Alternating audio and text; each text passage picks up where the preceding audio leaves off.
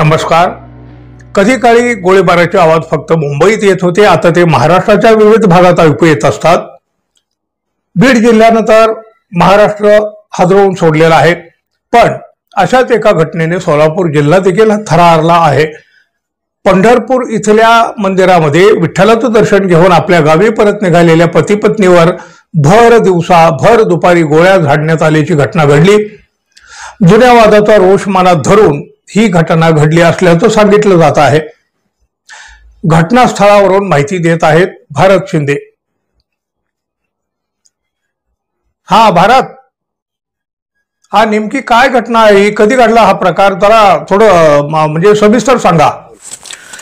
नक्कीच गोडगे सर, अधिक माहिती अशी की काल पंढरपूरला विठुरायाचं दर्शन घेऊन परत आपल्या गावी परत असताना पती पत्नीवर गोळीबार झाल्याची घटना या ठिकाणी घडली होती।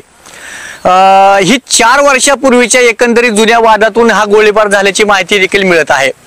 या गोळीबारात जखमी झालेल्या पत्नीची प्रकृती चिंताजनक असून हल्लेखोर ही त्यांच्याच गावचा आहे, म्हणजे येवती या गावचा आहे। तो सध्या फरार झाले असल्याची देखील माहिती मिळत आहे।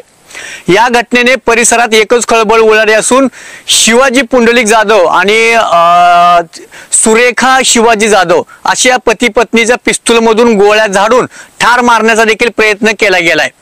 यामध्ये शिवाजी जाधव यांना 1 गोळी तर सुरेखा जाधव यांची शिवाजी जाधव यांच्या पत्नी सुरेखा जाधव यांच्यावर 3 गोळ्या झाडल्याच्या प्राथमिक अंदाज व्यक्त माहिती मिळत आहे। तर संशयित आरोपी दशरथ केरू गायकवाड याचं नाव असून या गोळीबार करणाऱ्या आरोपीचं नाव असून या जुन्या प्रकरणातून ही घटना घडल्याचं प्राथमिक माहिती मिळत आहे।